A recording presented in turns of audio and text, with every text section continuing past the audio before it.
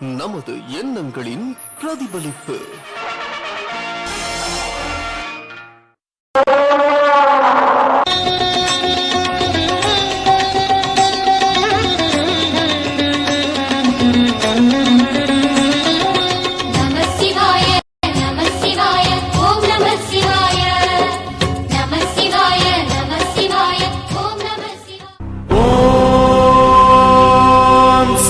சிவா சிவா சிவா.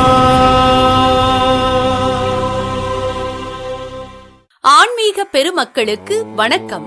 கருவூரார் ஜோதிடாலயம், நவமணி, சண்முகவேல் வாஸ்து ஞானபீடம். தாங்கள் புதிதாக கட்டவுள்ள வீடுகளை வாஸ்துப்படி கட்ட வேண்டுமா?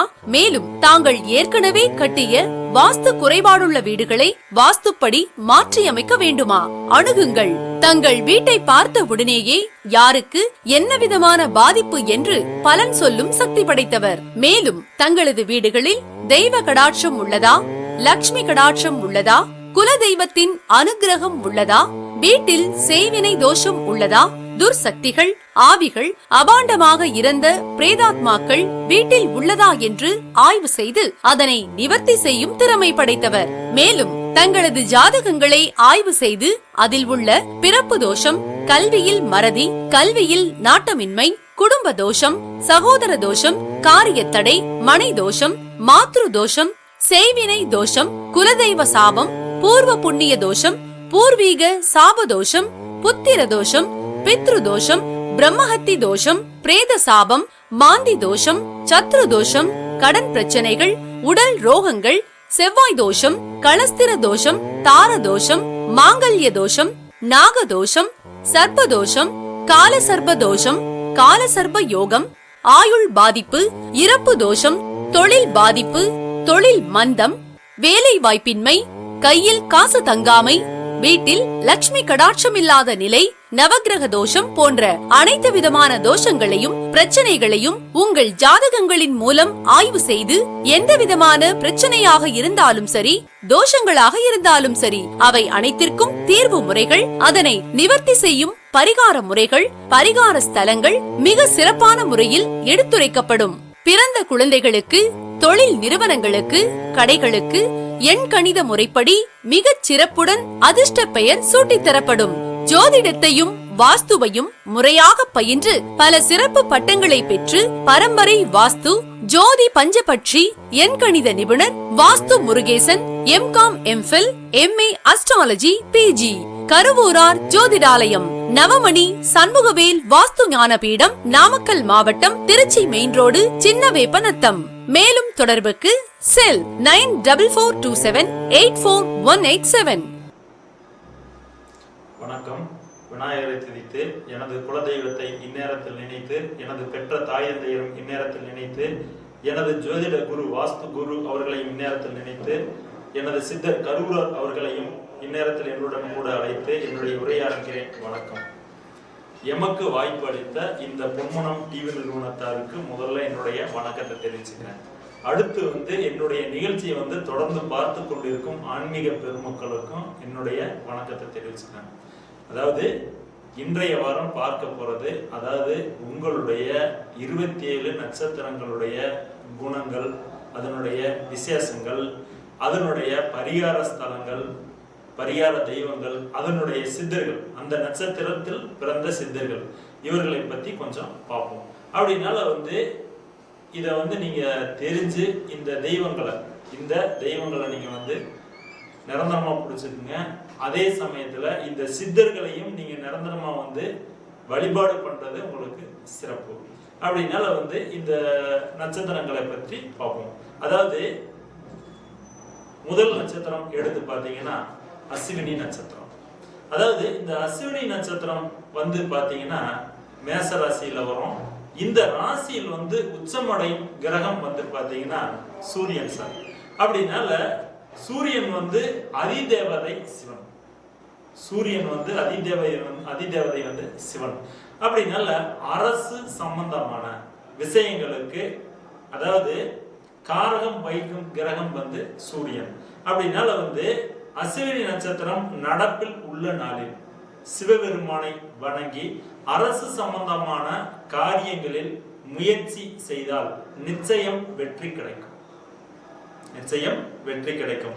அரசாங்கத்தில் உயர் பதவியை அடைய விரும்புபவர்கள், அதாவது அரசியலில் செல்வாக்கு பெற விரும்புறவங்க, பேரு புகழ், அதாவது வந்து எப்படின்னு சொல்லி பாத்தீங்கன்னா இதெல்லாம் அடைய விரும்புறவங்க தொடர்ந்து 6 மாத காலம், தொடர்ந்து 6 மாத காலம் அஸ்வினி நட்சத்திரம் வரும் நாளில், அஸ்வினி நட்சத்திரத்தில் வரும் நாளில் திருவண்ணாமலை சென்று அருணாச்சலேஸ்வரரை வந்து வழிபாடு செய்து வந்தால் நிச்சயமாக நினைத்த பதவி கிடைக்கும். நிச்சயமாக நினைத்த பதவி கிடைக்கும். அதாவது வந்து எப்படின்னு சொல்லி பாத்தீங்கன்னா அவரைத்தான் வணங்கணும். அதாவது முடிகிறவங்க திருவண்ணாமலை போகலாம்.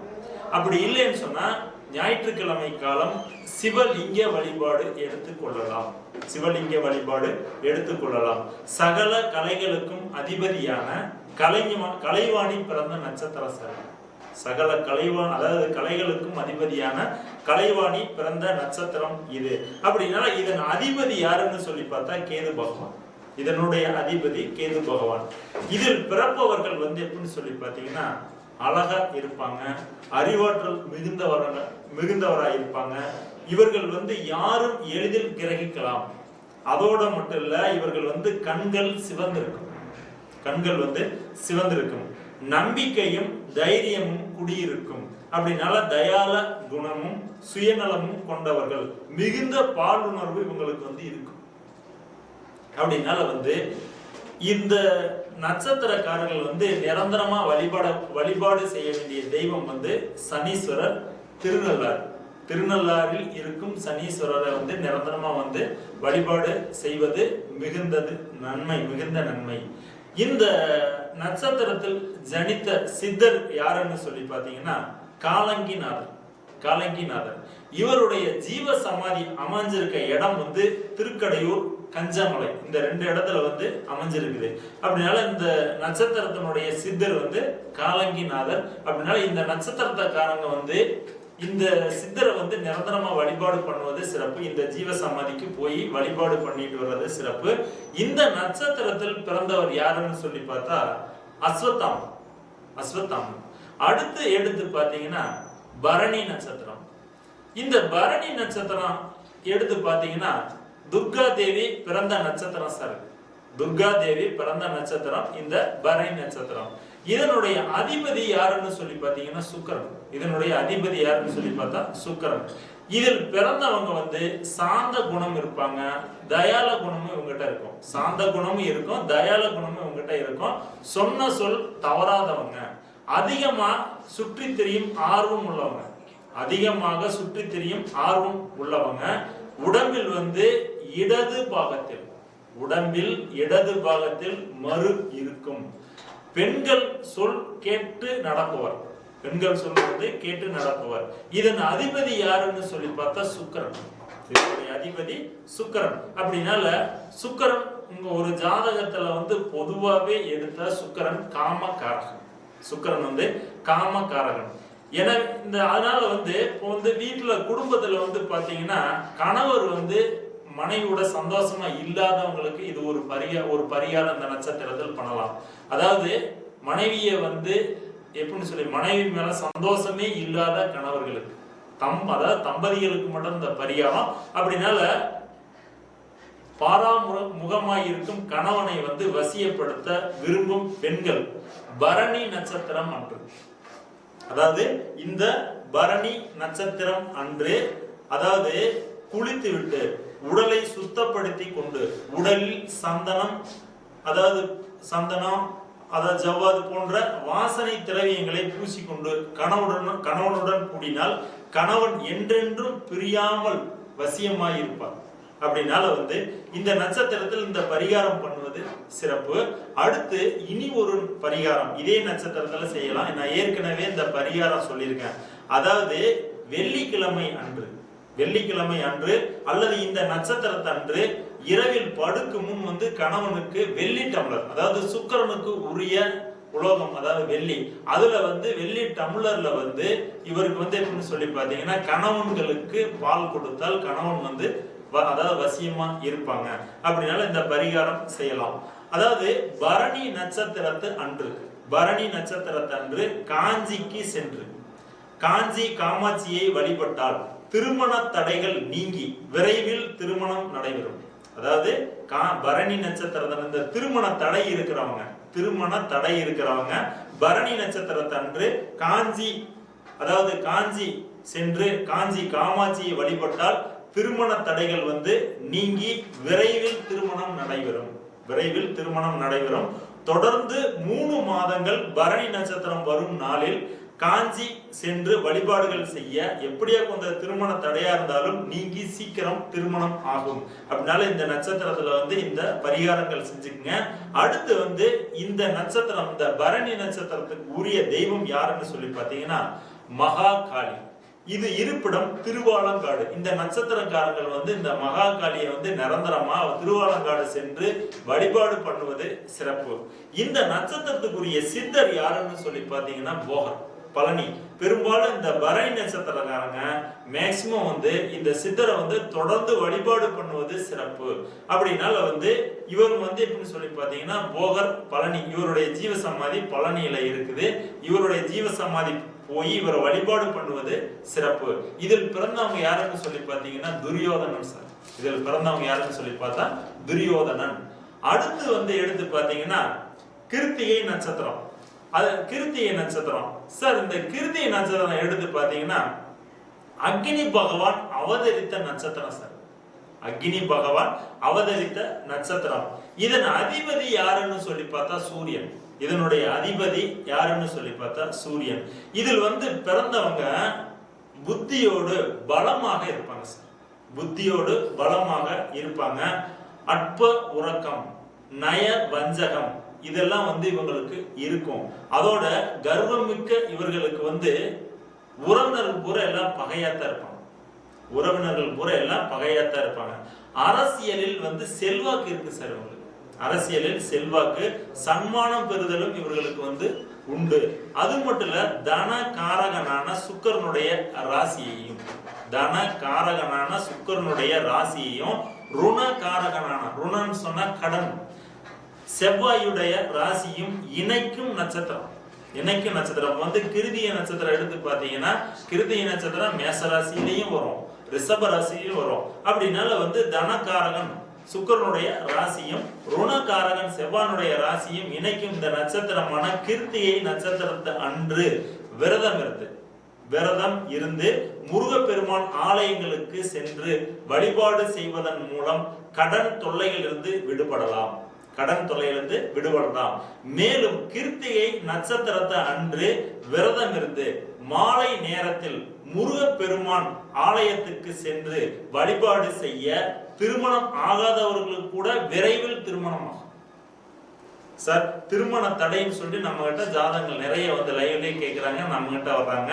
அப்படினால இந்த திருமண தடை இருக்கிறவங்க, அதாவது கிருத்திகை நட்சத்திரத்தை அன்று விரதம் இருந்து, கிருத்திகை நட்சத்திரத்து அன்று விரதம் இருந்து மாலை நேரத்தில் முருகப்பெருமானை ஆலயத்துக்கு சென்று, முருகப்பெருமானுடைய ஆலயத்துக்கு, அதாவது பிரசித்தி பெற்ற ஆலயங்கள் செல்வது நல்லது.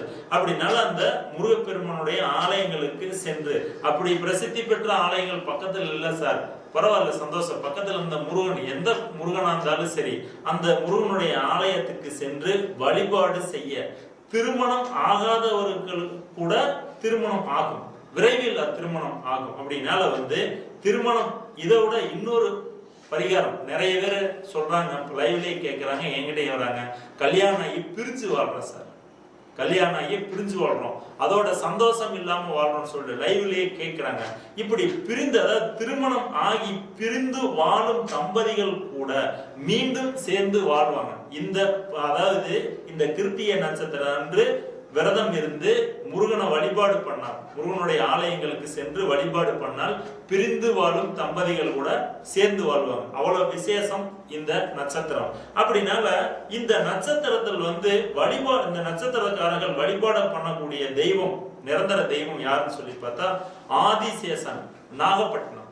இந்த தெய்வம் எங்க இருக்குது? நாகப்பட்டினத்துல ஆதிசேஷன். இவரை வந்து நிரந்தரமா நீங்க வழிபாடு பண்ணணும்.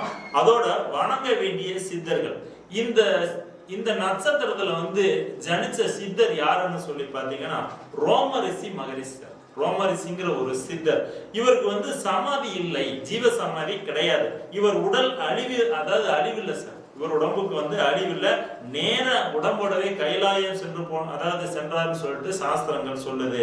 அப்படினால இவரை வழிபாடு பண்ணுவது எப்படின்னு சொல்லி பார்த்தா, திங்கட்கிழமை அன்று வெள்ளை ஆடை அணிந்து வடக்கு நோக்கி திருக்கையில இருப்பதாக பாவித்து வணங்கவும். அதனால வந்து இதுல பிறந்தவங்க யாருன்னு சொல்லி பார்த்தா கார்த்திகை. இதுல பிறந்தவங்க வந்து கார்த்திகேயன். அடுத்து எடுத்து பாத்தீங்கன்னா ரோகிணி நட்சத்திரம். ரோகிணி நட்சத்திரம் அதாவது தசாவதாரம் நடத்திய திருமால் பிறந்த நட்சத்திரம் சார். திருமால் பிறந்த நட்சத்திரம் இந்த ரோகிணி நட்சத்திரம். இதனுடைய அதிபதி யாருன்னு சொல்லி பாத்தீங்கன்னா சந்திரன். இதனுடைய அதிபதி யாருன்னு சொல்லி பார்த்தா சந்திரன். பருத்த கண்கள், அதாவது நெருங்கிய புருவம் கொண்டவர். பருத்த கண்கள், நெருங்கிய அதாவது புருவம் கொண்டவர்கள். நீண்ட தூரம் நடக்க வல்லவர். அப்படினால வந்து பிறருக்கு கட்டுப்படாமல் மனைவிக்கு மட்டும் அடங்குவர். பிறருக்கு கட்டுப்பட மாட்டாங்க, மனைவிக்கு மட்டும் அடங்குறவங்க. உறுதியான மனம் உள்ள இவர்கள். உறுதியான மனம் உள்ள இவர்கள் வந்து எப்படி சொல்லி பாத்தீங்கன்னா ஒரே வார்த்தை தான் பேசுவாங்க. ஒரே வார்த்தை தான் பேசுவாங்க. அதையும் வந்து உண்மையாத்தான் பேசுவாங்க. இந்த ரோகிணி நட்சத்திரத்தில் அன்று சந்திர தரிசனம் செய்வது நல்லது. இந்த ரோகிணி நட்சத்திரம் அன்று வந்து சந்திர தரிசனம் செய்வது நல்லது. இது செஞ்சீங்கன்னா இப்போ வந்து கண் பார்வை சில பேருக்கு என்னன்னு சொல்லி பாத்தீங்கன்னா, சார் எங்களுக்கு வந்து கண் பார்வை மங்குது, கண்ணு பாதிக்குது.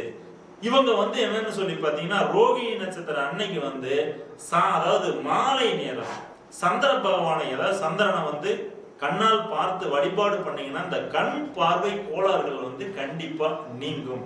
அப்படினால வந்து முகத்தில் வந்து நல்ல பொலிவு ஏற்படும் சார்.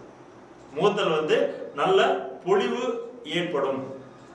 அது மட்டும் இல்ல சார், அதாவது முகம் ஒரு வசீகரமா மாறும். முகம் ஒரு வசீகர தன்மை ஏற்படும். அப்படினால இந்த ரோகிணி நட்சத்திரம் வந்து சந்திர பகவானை வழிபாடு செய்வதனால வந்து என்னென்ன நன்மைகள் பார்த்துக்குங்க. கண்கள் வந்து நல்ல தெளிவா தெரியும். ஒண்ணு, முகம் வசீகரமா இருக்கும்.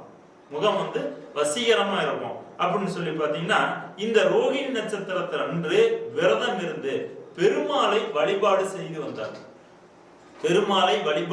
வந்தார். வறுமை நீங்கி சுபிட்சம் ஏற்படும் சார். வறுமை நீங்கி சுபிட்சம் ஏற்படும். பசி பிணி நீங்கும். பிணின்னா உடம்பில் இருக்கிற ரோகங்கள். அப்படினால வந்து இந்த ரோகிணி நட்சத்திரத்தை வந்து அதாவது சந்திரனையும் வழிபாடு பண்ணலாம்.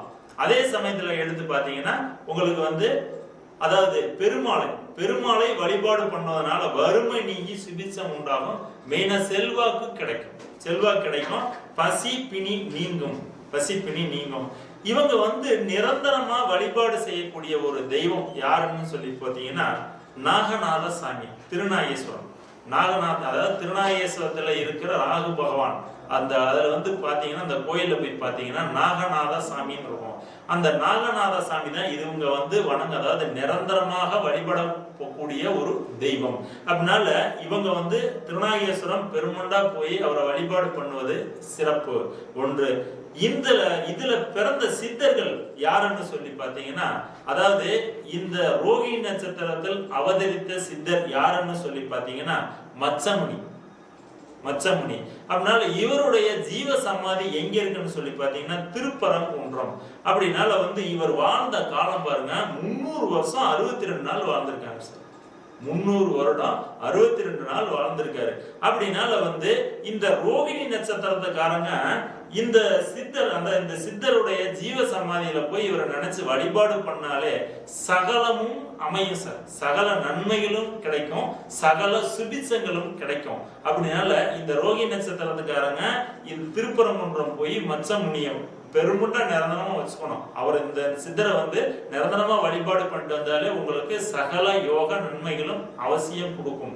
அதனால இந்த நட்சத்திரத்துக்காரங்க இந்த திருப்பரங்குன்றம் போய் அவருடைய ஜீவ சமாதியில வழிபாடு பண்ணுங்க, உங்களுக்கு எல்லாமே நன்மை கிடைக்கும். இதுல பிறந்தவங்க யாருன்னு சொல்லி பாத்தீங்கன்னா கிருஷ்ணனும் பீமனும் சார் பிறந்தது. இதுல வந்து பிறந்தவங்க வந்து கிருஷ்ணனும் பீமனும் தான் பிறந்திருக்காங்க. அடுத்து எடுத்து பாத்தீங்கன்னா மிருக சீரிச நட்சத்திரம். மிருக சீரிச நட்சத்திரம் சார், இந்த மிருக சீரிச நட்சத்திரம் வந்து எப்படின்னு சொல்லி பார்த்தா யார் பிறந்த நட்சத்திரம் சொல்லி பாத்தீங்கன்னா சந்திரன் உதித்த நட்சத்திரம். சந்திரன் உதித்த நட்சத்திரம். இதன் அதிபதி யாரு சார்? செவ்வாய் சார். சந்திரன் அதாவது வந்து மிருகசீரத்தினுடைய அதிபதி யாருன்னு சொல்லி பார்த்தா செவ்வாய் பகவான். அதாவது விசால நெற்றியும் வலிமையான தேகம் உடையவன். இந்த நட்சத்திரத்துக்காரங்க வந்து விசால நெற்றியும் வலிமையான தேகமும் உடையவங்க. நினைத்ததை முடிப்பவங்க சார். நினைச்சதை முடிச்சிருவாங்க. அந்த அளவுக்கு வந்து நினைத்ததை முடிப்பவர்கள். கல்வி, அறிவு, கலாச்சார ரசனை, கலா ரசனை, அதாவது நயவஞ்சகமும் இவங்ககிட்ட இருக்கு சார். நயவஞ்சகம் ஒருங்கே பெற்றவர்கள். இவர்களுக்கு இழப்புன்னு சொல்லி பாத்தீங்கன்னா அழகிய ரோமங்கள் உண்டு. அழகிய ரோமங்கள் இவர்களுக்கு உண்டு. மிருக சீரிச நட்சத்திரம் அன்று விரதம் இருந்து, மிருகசீரிச நட்சத்திரம் அன்று விரதம் இருந்து முருகனை வழிபாடு செய்தால் செவிட்டுத்தன்மை நீங்கும். சில பேர் பாத்தீங்கன்னா காது கேட்கல, காது மந்தமா இருக்குது, காது கேட்கல, காது மந்தமா இருக்குது அப்படின்னு சொல்றாங்க. இந்த காது பிரச்சனை இருக்கிறவங்க மிருகசீரிச நட்சத்திரம் அன்று விரதம் இருந்து முருகனுடைய ஆலயங்களுக்கு சென்று முருகனை வழிபாடு செய்து வந்தால் இந்த காது பிரச்சனை தான் மீன செவிட்டுத்தன்மை நீங்கும். செவிட்டுத்தன்மை நீங்கும். அந்த மிருக சீரிச நட்சத்திரம் அன்று முருகப்பெருமானை வணங்கிவிட்டு பிறரிடம் போய் உதவி கேட்டாலும் கூட நிச்சயமாக உதவி கிடைக்கும். நிச்சயமாக உதவி கிடைக்கும். சில பேர் சொல்லுவாங்க இவர்கிட்ட போயிட்டு வேற எங்கேயும் போனாலும் நம்மளுக்கு எது அமையாது அப்படின்னு சொல்லுவாங்க. ஆனா ஒருத்தர்கிட்ட ஒரு உதவி கேட்க போறீங்க. அந்த உதவி கேட்க போறதுக்கு முன்னாடி இந்த நட்சத்திரம் உள்ள நாளில் வந்து அதாவது முருகப்பெருமானை போய் வழிபாடு செய்து அவர்கிட்ட போய் அந்த உதவியை நாடினீங்கன்னா கண்டிப்பா அந்த உதவி உங்களுக்கு வந்து கண்டிப்பா கிடைக்கும், நிச்சயம் கிடைக்கும். அப்படினால வந்து இந்த நட்சத்திரத்தை இந்த மாதிரி பரிகாரங்கள் செஞ்சுக்குங்க. இது வந்து இந்த நட்சத்திரக்காரங்கள் நிரந்தரமாக வழிபாடு செய்ய வேண்டிய ஒரு தெய்வம் யாருன்னு சொல்லி பாத்தீங்கன்னா துர்கா தேவி.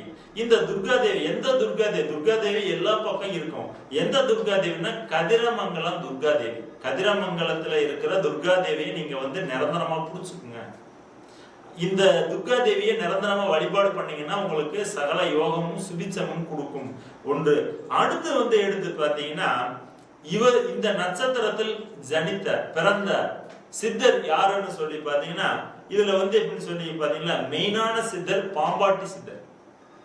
பாம்பாட்டி சித்தர் அப்படினால வந்து இந்த பாம்பாட்டி சித்தர் வந்து எப்படின்னு சொல்லி பாத்தீங்கன்னா இவருடைய ஜீவ சமாதி அமைஞ்ச இடம், ஜீவ சமாதி அமைஞ்ச இடம் எந்த இடம்னு சொல்லி பாத்தீங்கன்னா அதாவது சங்கரம் கோயில். சங்கரம் கோயில் இவர் ஜீவ சமாதி அடைஞ்ச இடம். அப்படினால வந்து இவர் வாழ்ந்த காலங்கள் எடுத்து பாத்தீங்கன்னாலே 123 வருடம், 123 வருடம் 14 நாள் வாழ்ந்திருக்காரு சார். 14 நாள் வாழ்ந்திருக்காரு. இவருடைய ஒளிவட்டம் வந்து போற இடம் மருதமலை.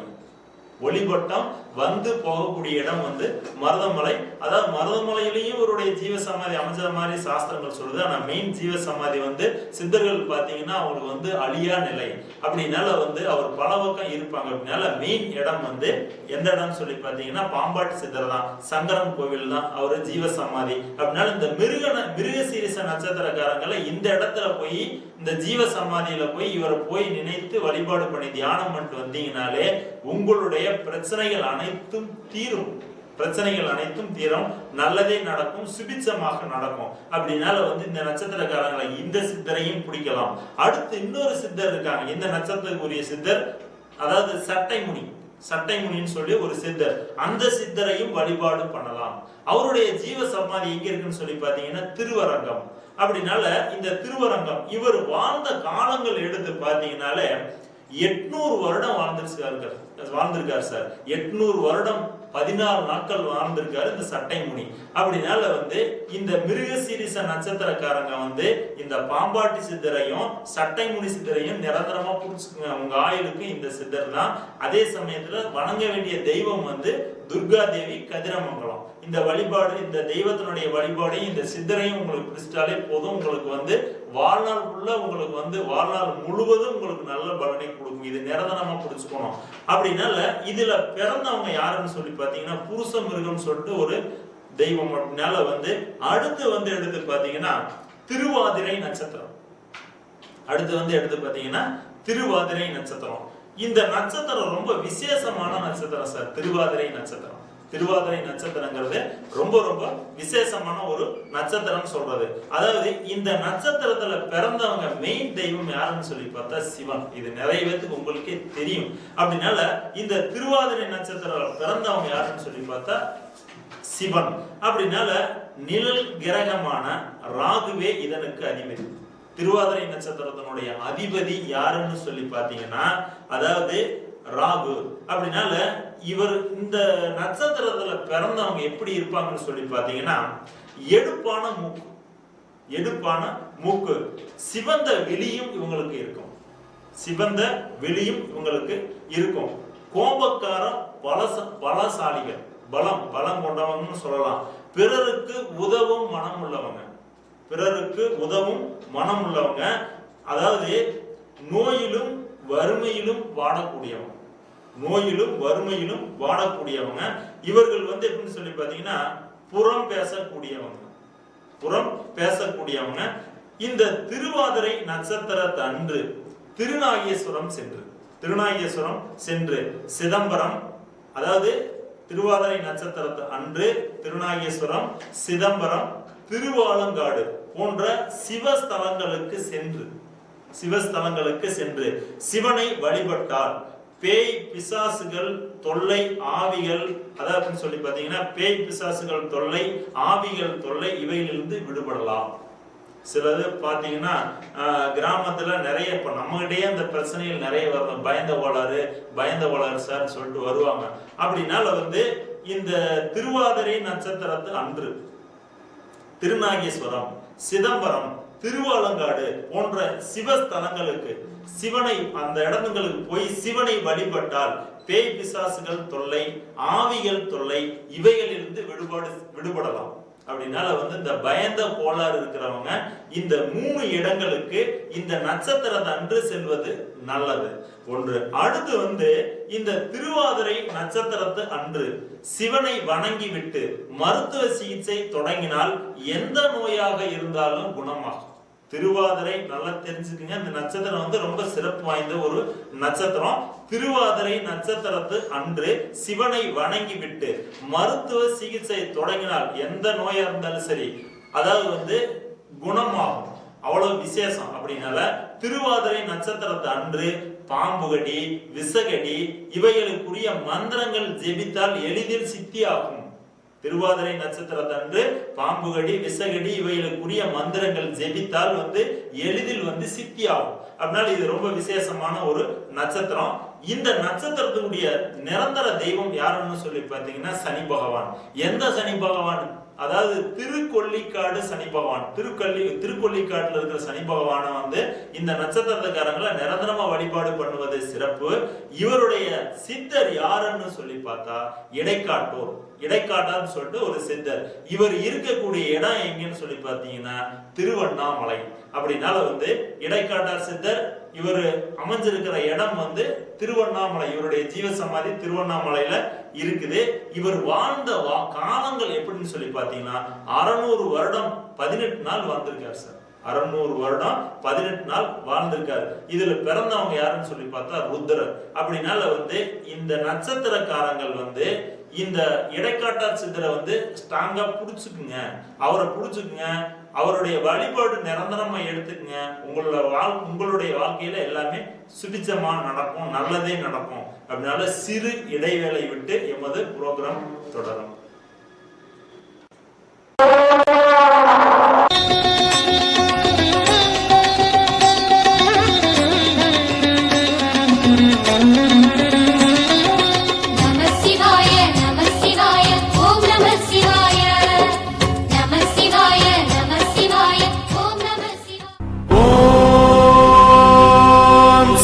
சிவா சிவ சிவா. ஆன்மீக பெருமக்களுக்கு வணக்கம். கருவூரார் ஜோதிடாலயம், நவமணி, சண்முகவேல் வாஸ்து ஞானபீடம். தாங்கள் புதிதாக கட்டவுள்ள வீடுகளை வாஸ்துப்படி கட்ட வேண்டுமா? மேலும் தாங்கள் ஏற்கனவே கட்டிய வாஸ்து குறைபாடுள்ள வீடுகளை வாஸ்துப்படி மாற்றியமைக்க வேண்டுமா? அணுகுங்கள். தங்கள் வீட்டை பார்த்த உடனேயே யாருக்கு என்ன விதமான பாதிப்பு என்று பலன் சொல்லும் சக்தி படைத்தவர். மேலும் தங்களது வீடுகளில் தெய்வ கடாட்சம் உள்ளதா, லக்ஷ்மி கடாட்சம் உள்ளதா, குல தெய்வத்தின் அனுகிரகம் உள்ளதா, வீட்டில் செய்வினை தோஷம் உள்ளதா, துர்சக்திகள், ஆவிகள், அபாண்டமாக இறந்த பிரேதாத்மாக்கள் வீட்டில் உள்ளதா என்று ஆய்வு செய்து அதனை நிவர்த்தி செய்யும் திறமை படைத்தவர். மேலும் தங்களது ஜாதகங்களை ஆய்வு செய்து அதில் உள்ள பிறப்பு தோஷம், கல்வியில் மறதி, கல்வியில் நாட்டமின்மை, குடும்ப தோஷம், சகோதர தோஷம், காரியத்தடை, மனை தோஷம், மாத்ரு தோஷம், செய்வினை தோஷம், குலதெய்வ சாபம், பூர்வ புண்ணிய தோஷம், பூர்வீக சாப தோஷம், புத்திர தோஷம், பித்ரு தோஷம், பிரம்மஹத்தி தோஷம், பிரேத சாபம், மாந்தி தோஷம், சத்ரு தோஷம், கடன் பிரச்சனைகள், உடல் ரோகங்கள், செவ்வாய் தோஷம், களஸ்திர தோஷம், தார தோஷம், மாங்கல்ய தோஷம், நாக தோஷம், சர்ப்ப தோஷம், கால சர்ப்ப தோஷம், கால சர்ப்ப யோகம், ஆயுள் பாதிப்பு, இறப்பு தோஷம், தொழில் பாதிப்பு, தொழில் மந்தம், வேலை வாய்ப்பின்மை, கையில் காசு தங்காமை, வீட்டில் லட்சுமி கடாட்சம் இல்லாத நிலை, நவக்கிரக தோஷம் போன்ற அனைத்து விதமான தோஷங்களையும் பிரச்சனைகளையும் உங்கள் ஜாதகங்களின் மூலம் ஆய்வு செய்து எந்த விதமான பிரச்சனையாக இருந்தாலும் சரி, தோஷங்களாக இருந்தாலும் சரி, அவை அனைத்திற்கும் தீர்வு முறைகள், அதனை நிவர்த்தி செய்யும் பரிகார முறைகள், பரிகார ஸ்தலங்கள் மிக சிறப்பான முறையில் எடுத்துரைக்கப்படும். பிறந்த குழந்தைகளுக்கு, தொழில் நிறுவனங்களுக்கு, கடைகளுக்கு எண் கணித முறைப்படி மிகச் சிறப்புடன் அதிர்ஷ்ட பெயர் சூட்டித் தரப்படும். ஜோதிடத்தையும் வாஸ்துவையும் முறையாக பயின்று பல சிறப்பு பட்டங்களை பெற்று பரம்பரை வாஸ்து, ஜோதி பஞ்சபட்சி, எண்கணித நிபுணர் Vastu Murugesan, M Com, M Phil, MA astrology, PG. Karuvoorar Jothidalayam, Navamani, Shanmugavel Vastu Gnanapeedam, Namakkal மாவட்டம், திருச்சி மெயின் ரோடு, சின்னவேப்பநத்தம். மேலும் தொடர்புக்கு செல் 9427841187.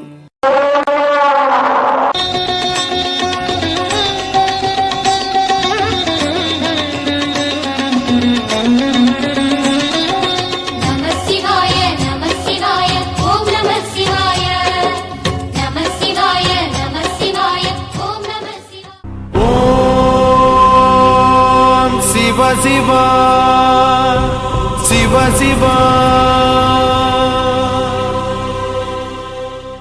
ஆன்மீக பெருமக்களுக்கு வணக்கம். கருவூரார் ஜோதிடாலயம், நவமணி, சண்முகவேல் வாஸ்து ஞானபீடம். தாங்கள் புதிதாக கட்டவுள்ள வீடுகளை வாஸ்துப்படி கட்ட வேண்டுமா? மேலும் தாங்கள் ஏற்கனவே கட்டிய வாஸ்து குறைபாடுள்ள வீடுகளை வாஸ்துப்படி மாற்றியமைக்க வேண்டுமா? அணுகுங்கள். தங்கள் வீட்டை பார்த்த உடனேயே யாருக்கு என்ன விதமான பாதிப்பு என்று பலன் சொல்லும் சக்தி படைத்தவர். மேலும் தங்களது வீடுகளில் தெய்வ கடாட்சம் உள்ளதா, லக்ஷ்மி கடாட்சம் உள்ளதா, குல தெய்வத்தின் அனுகிரகம் உள்ளதா, வீட்டில் செய்வினை தோஷம் உள்ளதா, துர்சக்திகள், ஆவிகள், அபாண்டமாக இறந்த பிரேதாத்மாக்கள் வீட்டில் உள்ளதா என்று ஆய்வு செய்து அதனை நிவர்த்தி செய்யும் திறமை படைத்தவர். மேலும் தங்களது ஜாதகங்களை ஆய்வு செய்து அதில் உள்ள பிறப்பு தோஷம், கல்வியில் மறதி, கல்வியில் நாட்டமின்மை, குடும்ப தோஷம், சகோதர தோஷம், காரியத்தடை, மனை தோஷம், மாத்ரு தோஷம், செய்வினை தோஷம், குலதெய்வ சாபம், பூர்வ புண்ணிய தோஷம், பூர்வீக சாப தோஷம், புத்திர தோஷம், பித்ரு தோஷம், பிரம்மஹத்தி தோஷம், பிரேத சாபம், மாந்தி தோஷம், சத்ரு தோஷம், கடன் பிரச்சனைகள், உடல் ரோகங்கள், செவ்வாய் தோஷம், களஸ்திர தோஷம், தார தோஷம், மாங்கல்ய தோஷம், நாக தோஷம்,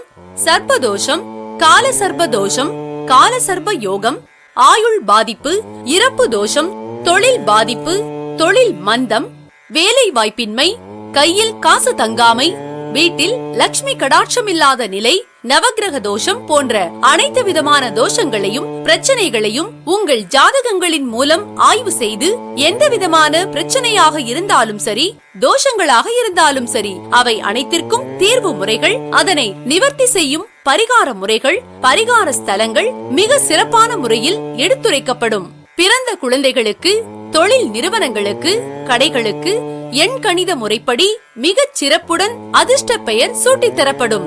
ஜோதிடத்தையும் வாஸ்துவையும் முறையாக பயின்று பல சிறப்பு பட்டங்களை பெற்று பரம்பரை வாஸ்து, ஜோதி பஞ்சபட்சி, எண்கணித நிபுணர் Vastu Murugesan, M Com, M Phil, MA astrology, PG.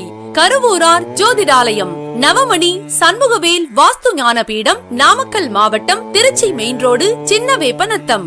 மேலும் தொடர்புக்கு செல் 9427848187.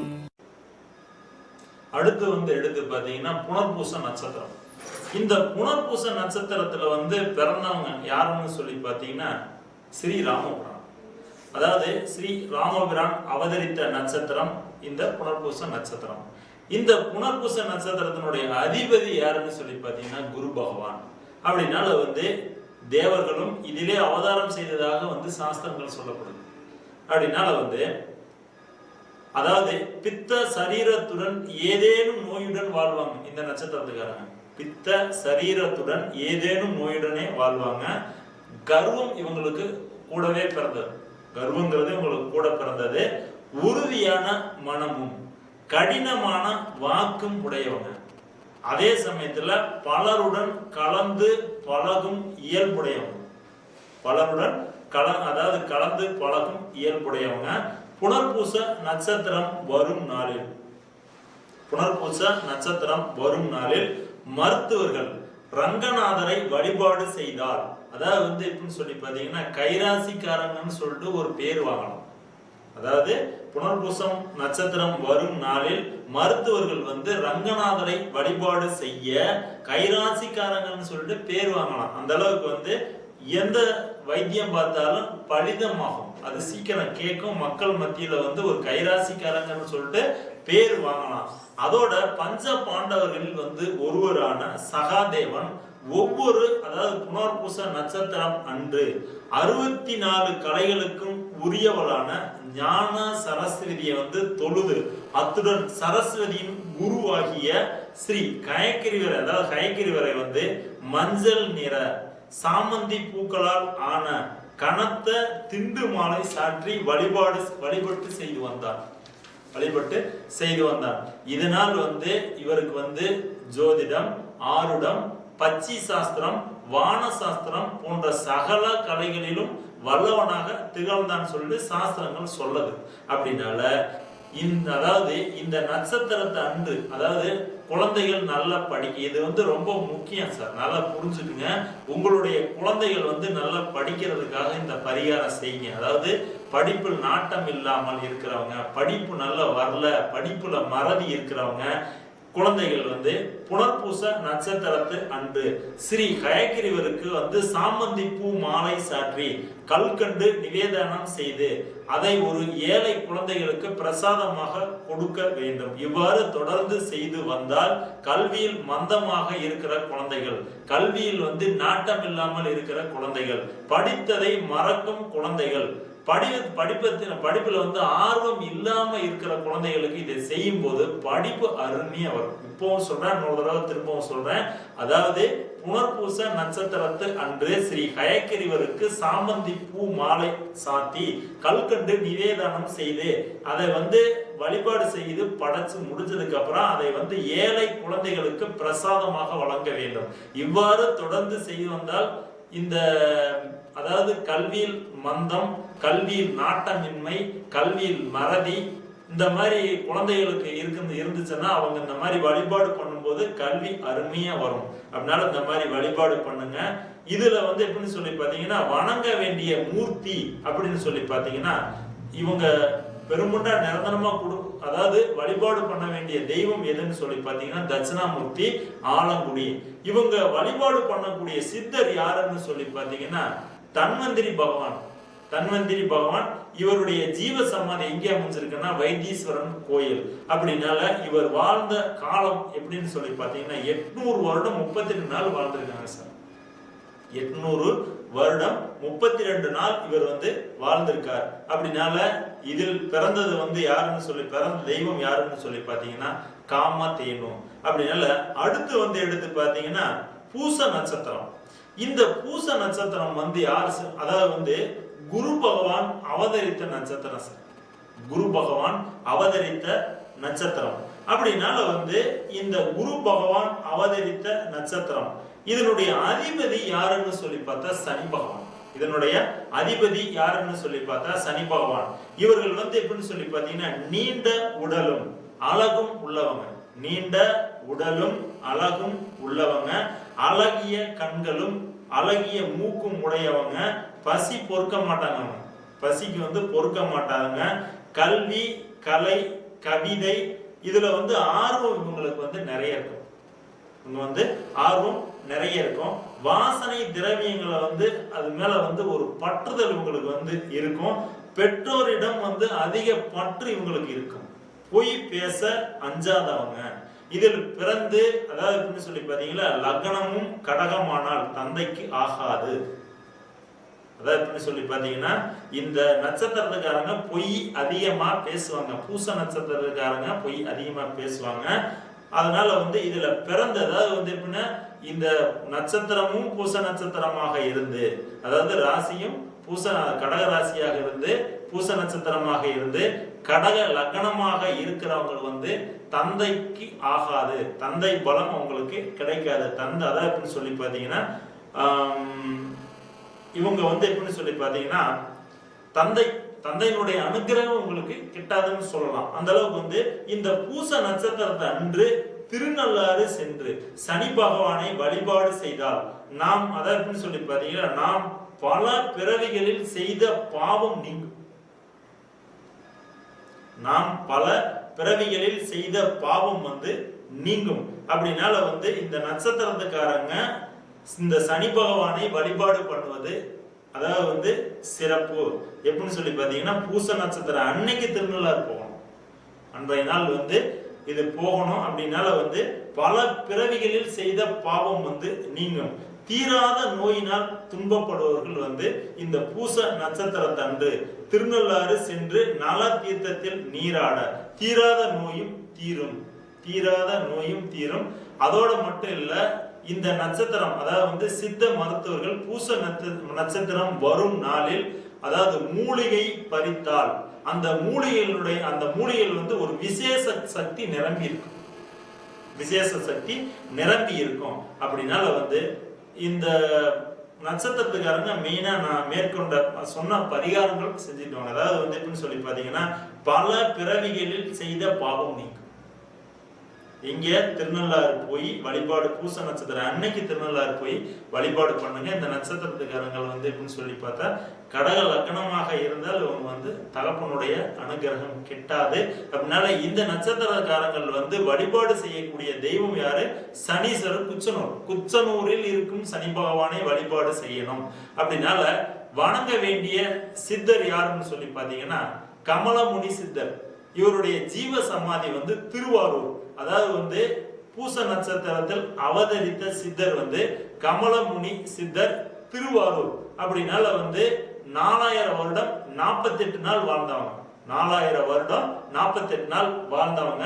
இதில் தோன்றிய தெய்வம் அதாவது தாமரை கிளின்னு ஒரு தெய்வம். அப்படினால இது பூச நட்சத்திரம். அடுத்த எடுத்து பாத்தீங்கன்னா ஆயில்ய நட்சத்திரம்.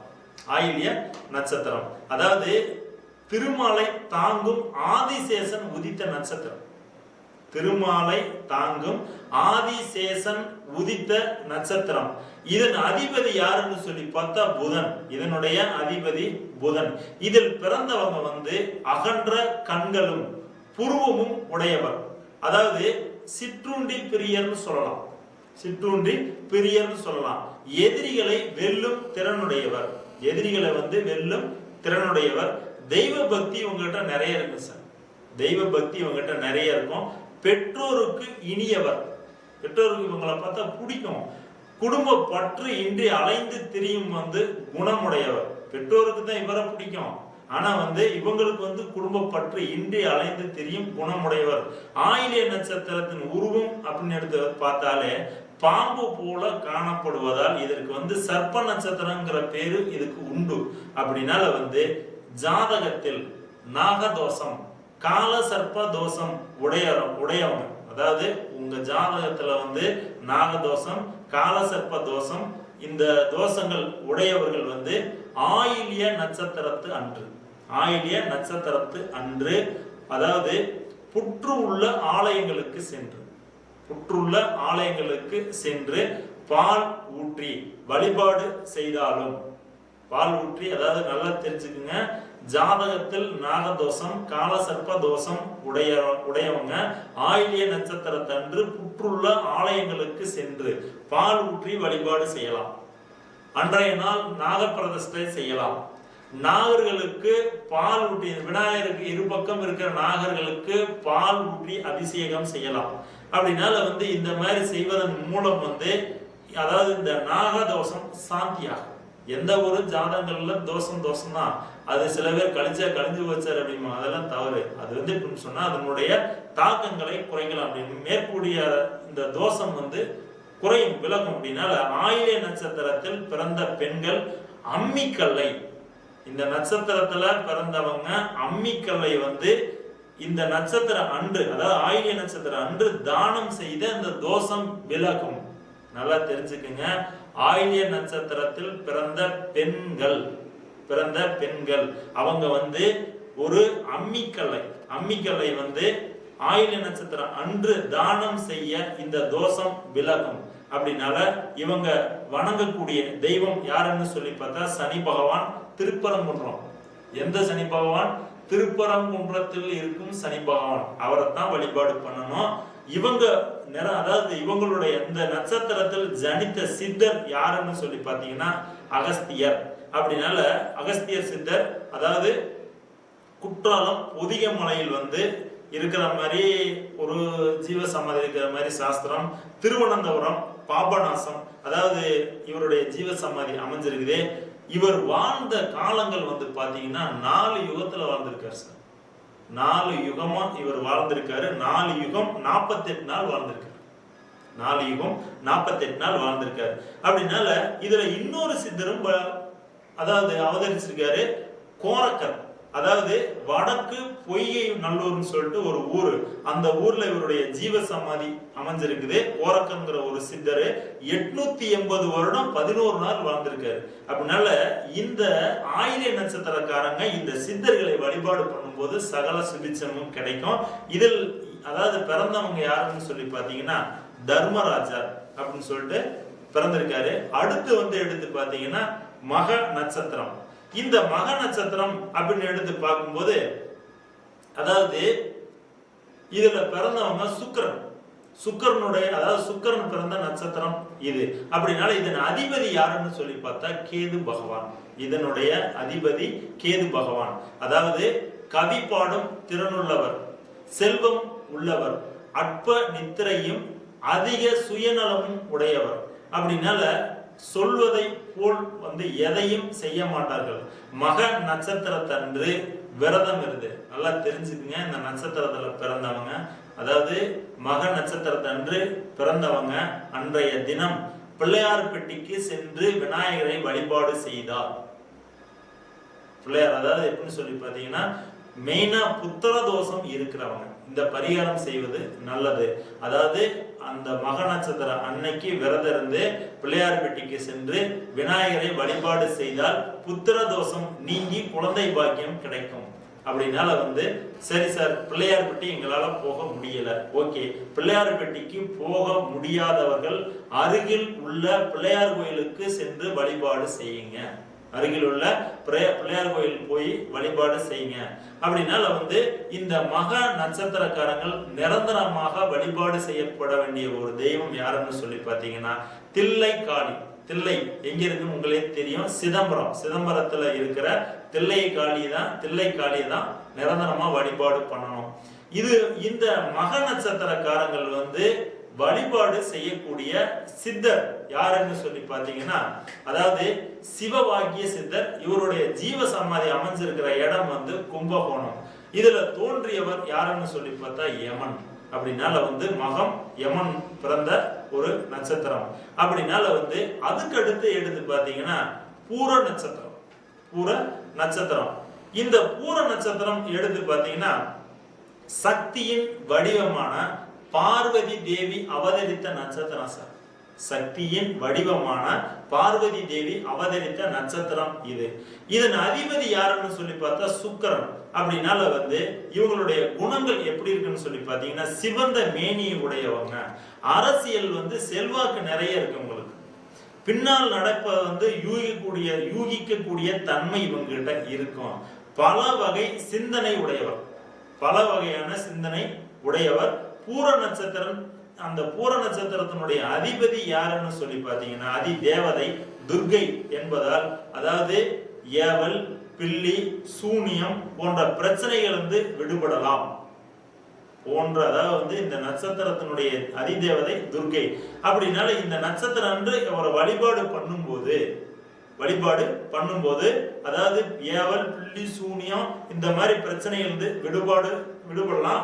பூர நட்சத்திரம் அன்று விரதம் இருந்து துர்க்கைக்கு, அதாவது துர்க்கைக்கு எலும்புச்சம்பளத்தில் நெய் தீபம் ஏற்றி வழிபாடு செய்ய அபிச்சார தோஷம் நீங்கும். அதாவது இந்த பூர நட்சத்திரம் என்றைய நாள் வருதோ அன்றைய நாள் வந்து துர்க்கைக்கு எலுமிச்சம்பழத்தை அறுத்து திருப்பி போட்டு நெய் தீபம் ஏற்றி வழிபாடு பண்ண, அதாவது அபிச்சார தோஷம், மாந்திரிக தோஷம், ஏவல் பில்லி சூனியம் சொன்ன பாத்தீங்களா, அந்த மாதிரி இந்த அபிச்சாரம் சொன்னாலே மாந்திரிக தோஷங்கள் அனைத்தும் நீங்கும், விலகும். அப்படினால இந்த நட்சத்திரத்தை வந்து துர்க்கைக்கு வந்து விரதம் இருந்து துர்க்கைக்கு வந்து விளக்கேற்றணும், நெய் தீபம் ஏற்றணும். ஆண்டாள் அவதரித்த நட்சத்திரம் பூர நட்சத்திரம். அப்படினால வந்து ஸ்ரீவில்லிபுத்தூர் சென்று அங்குள்ள பெருமானை சேவித்தால் விரும்பிய கணவன் அமையும். அப்படினால வந்து இவங்க வணங்க வேண்டிய தெய்வம் யாருன்னு சொல்லி பாத்தீங்கன்னா ராகு பகவான். இது எந்த ராகு பகவான? திருமணஞ்சேரியில இருக்கிற ராகு பகவானை வழிபாடு பண்ணணும். அதாவது பூர நட்சத்திரக்காரங்கள் வந்து திருமணஞ்சேரியில் இருக்கக்கூடிய ராகு பகவானை வழிபாடு பண்ணுவது சிறப்பு. பூர நட்சத்திரம் சக்தியின் அருளை பெற்ற நட்சத்திரம். இதில் அவதரித்த தெய்வம் யாருன்னு சொல்லி பார்த்தா ஆண்டாள். இவங்க வந்து அதாவது பூமாதேவியினுடைய அம்சம் கொண்டவர். வணங்க வேண்டிய இடம் வந்து ஸ்ரீவில்லிபுத்தூர். இதுல வந்து எப்படின்னு சொல்லி பாத்தீங்கன்னா இதுல அவதரித்த சித்தர் யாருன்னு சொல்லி பாத்தீங்கன்னா ராமத்தேவர், ஸ்ரீ ராமத்தேவர். இவர் ஜீவ சமாதி அடைஞ்ச இடம் எங்கன்னு சொல்லி பாத்தீங்கன்னா மதுரை பக்கத்துல அழகர் கோயில், அழகர் மலை. அப்படினால இவர் வாழ்ந்த காலம் 700 வருடம் வாழ்ந்திருக்கார் சார். 700 வருடம் 6 நாள் வாழ்ந்திருக்காங்க. இதுல தோன்றியவங்க யாருன்னு சொல்லி பாத்தீங்கன்னா அம்பிகை. அப்படினால அடுத்த நட்சத்திரம் எடுத்து பாத்தீங்கன்னா உத்திர நட்சத்திரம். இந்த உத்திர நட்சத்திரத்துல வந்து பிறந்தவங்க யாருன்னு சொல்லி பாத்தீங்கன்னா சூரிய பகவான் உதித்த இந்த நட்சத்திரத்தின் அதிபதி சூரிய பகவானே. சூரிய பகவான் உதித்த இந்த நட்சத்திரத்தின் அதிபதி சூரிய பகவானே. அப்படினால இவங்க குணங்கள் எப்படி இருக்குன்னு சொல்லி பாத்தீங்கன்னா கவர்ச்சியான கண்கள், அழகான வாய் உள்ளவங்க, சிற்றுண்டி பிரியர் தான், கல்வியும் ஞானமும் உடையவங்க. அதாவது எப்படின்னு சொல்லி பாத்தீங்கன்னா பக்தி இவங்கிட்ட நிறைய இருக்கும். உறவினர்களுக்கு விரோதியா இருப்பாங்க. பெண் பிரியர்களாக இருப்பாங்க. அப்படினால உத்திர நட்சத்திரத்தின் உருவம் அதாவது ஆண் குடி போன்று காட்சி அளிக்கும். அப்படினால வந்து இவங்க எப்படின்னு சொல்லி பாத்தீங்கன்னா இந்த அதாவது ஆண்மை குறைவுடைய ஆண்கள் உத்திர நட்சத்திரம் வரும் நாளில் விரதம் இருந்து சிவபெருமானை வழிபாடு செய்தால் ஆண்மை குறைவு நீங்கும். அப்படினால வந்து ஆண்மை குறைவு உடைய ஆண்கள் உத்திர நட்சத்திரம் அன்று விரதம் இருந்து சிவபெருமானை வழிபாடு செய்ய, அதாவது வந்து ஆண்மை குறைவு நீங்கும். ஒன்று அதாவது வந்து தாம்பத்திய உறவில் நாட்டம் இல்லாமல் இருக்கும் பெண்களை வசியப்படுத்த, அதாவது வந்து உத்திரம் நட்சத்திரம் வரும் நாளில் தண்ணி அதாவது குளிச்சுட்டு உடலில் சந்தனம் புணுகு இந்த மாதிரி போன்ற வாசனை திரவியங்களை வந்து பூசிக்கொண்டு மனைவியுடன் கூட அவர் மனைவி வந்து வசியமாவார். இது வந்து எப்படி சொல்லி பார்த்தீங்கன்னா தம்பதிகளுக்கு மட்டும்தான் இந்த பரிகாரம். அப்படினால வணங்க வேண்டிய தெய்வம் எந்த தெய்வம் சொல்லி பாத்தீங்கன்னா வாஞ்சியம்மன் மூலனூர் கரூர் தாண்டி மூலனூர் இருக்குது. அந்த வணங்க வேண்டிய நிரந்தரமாக வழிபாடு செய்ய வேண்டிய தெய்வம் மூலனூர் பக்கத்துல மூலனூர் இருக்கிற வாஞ்சியம்மன். இதுல பிறந்த சித்தர் யாருன்னு சொல்லி பாத்தீங்கன்னா சதாசிவ பிரம்மேந்திரா. அப்படினால நெரூர் காகபுஷ்ணர் தென் பொன் பரப்பி தலைவாசல் பக்கத்துல. இதில் தோன்றிய தெய்வம் யாருன்னு சொல்லி பார்த்தா குரு பகவான். அப்படினால அடுத்து எடுத்து பாத்தீங்கன்னா அஸ்த நட்சத்திரம், அதாவது தன்னை பணிந்தோரை காக்கும் சாஸ்தா அவதரித்த நட்சத்திரம். அப்படினால இதன் அதிபதி யாருன்னு சொல்லி பார்த்தா சந்திரன். குரு பக்தியும் தர்ம சிந்தனையும் உள்ளவர், மனைவிக்கு கட்டுப்பட்டு வாழக்கூடியவர், பிறரை வணங்க செய்து வாழ்பவர், அதாவது தொழில் புரிய ஏற்றவர், பின் வயதில் ஏற்றம் பெறுபவர். பின் வயதில் ஏற்றம் பெறுபவர். அதாவது அஸ்தம் என்றாலே எப்படின்னு சொல்லி பார்த்தா கை என்பது பொருள். எனவே அதாவது இந்த அஸ்த நட்சத்திர அன்று அம்பாளை வணங்கிவிட்டு பெண் பார்க்க சென்றால் விரைவில் திருமணம் ஆகும். நல்லா தெரிஞ்சுக்குங்க. அஸ்த நட்சத்திர அன்று அம்பாளை வணங்கிவிட்டு பெண்களை அதாவது பெண் பார்க்க சென்றால் எப்படின்னு சொல்லி பாத்தீங்கன்னா விரைவில் திருமணம் ஆகும். அஸ்த நட்சத்திர அன்று அம்பாளை வணங்கி விட்டு ஒப்பந்தங்களில் கையெழுத்திட ஒப்பந்தங்கள் எளிதில் நிறைவேறும். அம்பாள் அதாவது அஸ்த நட்சத்திர அன்று அம்பாளை வணங்கி விட்டு ஒப்பந்தங்களில் கையெழுத்திட அந்த ஒப்பந்தங்கள் எளிதில் நிறைவேறும். அதாவது பஞ்ச பாண்டவர்களில் ஒருவரான அதாவது சகாதேவன் பிறந்த நட்சத்திரம் சார் இது இந்த அஸ்த நட்சத்திரம். இவன் எப்படின்னு சொல்லி பாத்தீங்கன்னா ஜோதிடம், ஆருடம், பச்சி சாஸ்திரம், வான சாஸ்திரம் இவைகளில் சிறந்து விளங்கினவன். அப்படினால இந்த ஜோதிடம் கற்க விரும்புவர்கள் எப்படின்னு சொல்லி பாத்தீங்கன்னா அஸ்த நட்சத்திர அன்று பாடம் துவங்க இந்த ஜோதிட கல்வி துவங்க எப்படின்னு சொல்லி பாத்தீங்கன்னா ஜோதிடம் சீக்கிரம் வரும். அப்படினால இதுல வணங்க வேண்டிய தெய்வம் யாருன்னு சொல்லி பார்த்தா ராஜதுர்கை திருவாரூர். இதனுடைய சித்தர் யாருன்னு சொல்லி பார்த்தா கருவூரார். இவருடைய ஜீவ சமாதி அமைஞ்சிருக்கிற இடம் கரூர். வருடம் பாத்தீங்கன்னா 300 வருடம் 48 நாள் வாழ்ந்திருக்காரு. இதுல தோன்றியவர்கள் யாருன்னு சொல்லி பாத்தீங்கன்னா நகுலன், சகாதேவன். அப்படினால இதனுடைய தொடர்ச்சி மீண்டும் அடுத்த வாரம் தொடரும். எமக்கு வாய்ப்பளித்த இந்த பொன்மனம் டிவி நிறுவனத்தாருக்கு என்னுடைய நன்றியை தெரிவிச்சுக்கிறேன். என்னுடைய நிகழ்ச்சியை தொடர்ந்து பார்த்து கொண்டிருக்கும் ஆன்மீக பெருமக்களுக்கும் என்னுடைய நன்றியை தெரிவிச்சுக்கிறேன். நன்றி. சிவார்ப்பணம்.